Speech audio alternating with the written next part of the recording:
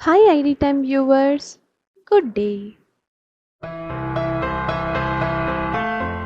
இப்போ நம்ம பார்க்குற டாபிக் ஆக்சிமீட்டர். இந்த ஆக்சிமீட்டர் எனும் கருவி நம்ம உடம்புல இருக்க பிராணவாயு எனப்படும் ஆக்சிஜன் அளவை எப்படி அளவெடுத்துன்னு தான் பார்க்க போகிறோம். உதாரணத்துக்கு நம்ம உதிரத்தில் இருக்கும் பிராணவாயுவோட அளவை தீர்மானிக்கிறது தான் saturation level of oxygen in பிளட்னு சொல்லுவாங்க. இதில் SpO2 oxygen saturation of pulse setting blood மற்றும் அது கீழே இருக்க HR ஹார்ட் ரேட்னு சொல்லுவாங்க. இது நம்ம இருதயத்தோட துடிப்பின் எண்ணிக்கை. இந்த கருவி எப்படி செயல்படுதுன்னு பார்க்கறதுக்கு முன்னாடி நம்ம உதிரத்தில் இருக்கும் HB எனப்படும் ஹீமோகுளோபின் மாலிக்யூல், அதாவது சிவப்பணுக்களின் மூலக்கூறுகளில் தான் இந்த பிராணவாயு எனப்படும் ஆக்சிஜன் இரத்தத்தில் கொண்டு செல்லப்படுகிறது. அதுதான் நம்ம sp2ஓட அளவும் ஆகும்.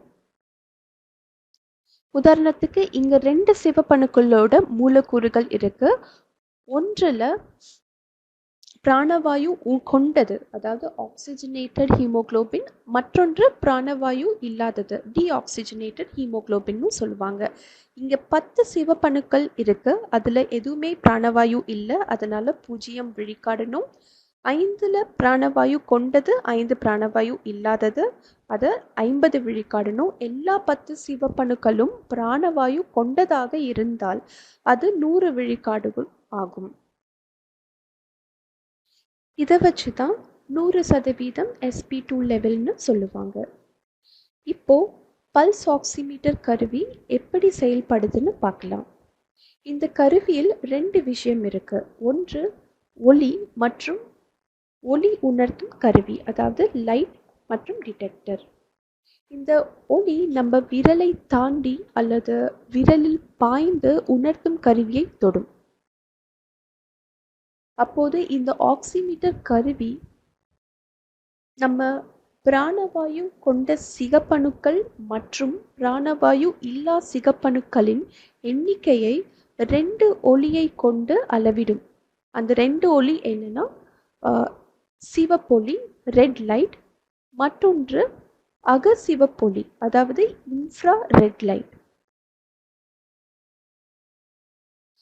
இந்த சிகப்பொலி 650 mm மற்றும் அகசிகப்பொலி 950 mm ஆகும். இந்த சிகப்பொலி மற்றும் அகசிகப்பொலியோட சதவீதத்தை வச்சுதான் SpO2 நிர்ணயிக்கப்படுது. இது இரத்தத்தில் எந்த அளவு ஒளியை உட்கொள்ளப்படுதுன்னு காண்பிக்கும்.